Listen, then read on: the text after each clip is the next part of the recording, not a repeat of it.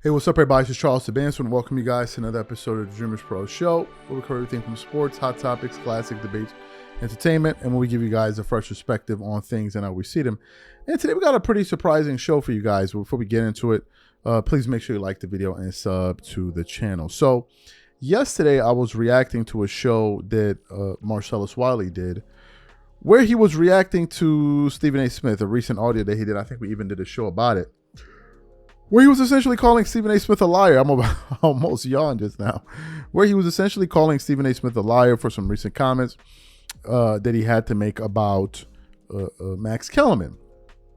And then during this show, he was going through the breakdown of ratings year over year over year of ESPN First Take. And you can see where the numbers are like 300 plus, 350 plus, 400,000 viewers. And of course, when Shannon Sharpe came on there, you would see days of 600,000 viewers, just crazy stuff, right?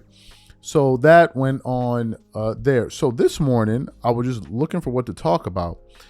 And I came across a very interesting article. And it says, Rich Eisen's SportsCenter return draws strong viewership for ESPN. Now, Rich Eisen, we've done many shows on him where he's spoken to guests like Charles Barkley and all of that. And I remember the news about him making his return to ESPN, to SportsCenter. But I didn't really follow it. I don't really watch SportsCenter, so I didn't know what his reception was like, and I didn't know the aftermath of it. Well, apparently, his first episode back on SportsCenter averaged 708,000 viewers following Monday Night Football. And I said to myself, Rich Eisen just brought in 700,000 viewers? I mean, this is Stephen A. Smith type of numbers. And I'm like, no, we got to talk about this. So let's get into what this article said here. It says, unsurprisingly, Rich Eisen's return to SportsCenter desk drew a strong audience from ESPN on Monday. According to a report by Austin Karp of the Sports Business Journal, Eisen's episode of SportsCenter averaged 708,000 viewers following a preseason edition of Monday Night Football between the Washington Commanders and Cincinnati Bengals. The audience was 67% larger than SportsCenter's normal average in the 11 p.m. Eastern Time window, was the most watched edition of the show in that window since mid-June, and even beat out Eisen's last SportsCenter appearance in 2003. Here are the numbers.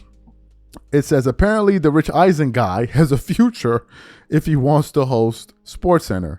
Eisen's return Monday night, first time in 20 plus years, got 708,000 viewers. And then you see the additional data points there. It says, of course, there's some obvious caveats to go over here. Most 11 p.m. Eastern Time episodes of SportsCenter don't have the benefit of airing directly after an NFL game. Even preseason NFL games tend to far outrate regular season games from any other North American professional sports league. As such, it's not surprising that Eisen's SportsCenter was the most watched in the time slot since the period coinciding with the NBA Finals.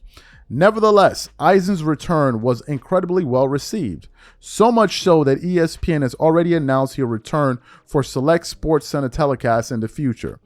The Rich Eisen show will begin to stream live on ESPN's new direct-to-consumer app starting September 2nd. So that's what the article had to say there. Now, my takeaway is this. There is no doubt about it that Stephen A. Smith has the loudest mouth in all of sports. There's no doubt about it. And he's always telling you how great ESPN First Take does. But as it turns out, there are other people that are less shouty as he is that can go out there and garner large audiences. Another show that does really well is with Mike Wilbon, PTI. That show does fantastically well. And as a matter of fact, Stephen A. Smith's show, I don't even think is the biggest show on ESPN. I think they're the biggest show in that time slot.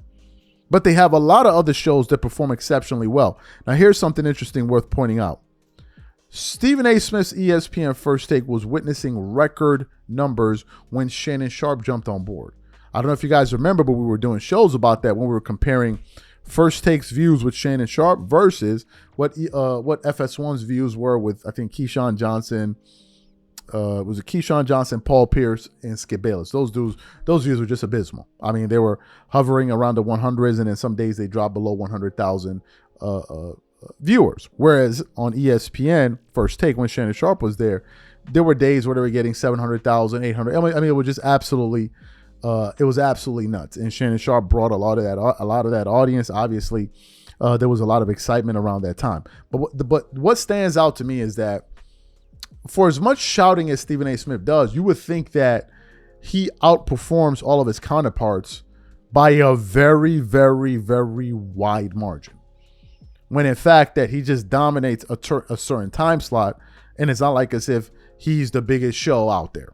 And as a matter of fact, there are a lot of big shows out there. Now, why ESPN decided to give him a $100 million contract, obviously, I'm sure, has to do with the success of ESPN First Take. I also think it has to do with the fact that a lot of what goes on First Take ends up being discussed beyond the corridors and the walls of ESPN. Like, they will have moments on that show that will go viral, that people will be talking about on Twitter, people will be talking about on YouTube.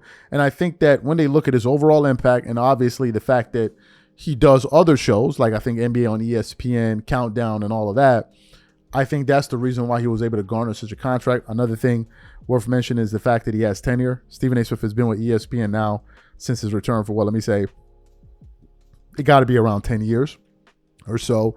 Obviously, because of his track record, the guy's been doing pretty well for a very long time. And I think at one point they had 17 consecutive months of growth, or 17 or 19 or whatever it is, consecutive months of growth. So all of that can't be denied. And when you look at what he brings, now I'm not saying that Stephen A. Smith is not the face of ESPN. I'm not saying any of that. What I'm saying is I am surprised that given how much we talk about Stephen A. Smith, given how much he makes the news and the fact that he's on political shows and all of that. Just yesterday I was watching, I was waiting for an episode of Frasier to air because that's my favorite show. And then I saw Stephen A. Smith on the Bill Maher show, and I'm like, how the hell did Stephen A. Smith end up here? So he's everywhere. So you would think that this guy he's on a totally different plateau and his counterparts can't do that. But for Rich Eisen, who hasn't been on there for 20 plus years, according to this report here, for him to go in there and help anchor in and garner such an audience, that's pretty remarkable. So a few questions to the audience. Number one, do you think that ESPN should try to recruit Rich Eisen to be a full-time staple on SportsCenter for him to be there all the time now? Or do you think that these one-offs are better suited for him? Number two, do you think ESPN is building a star that could ultimately become the next Stephen A. Smith of the network? Or do you think that they're very, very highly reliant upon him and they're going to ride that wave until the ship crashes and then go after somebody else? Whatever you guys think, please leave your thoughts and comments in the comment section, and we catch you guys on the next show. Peace.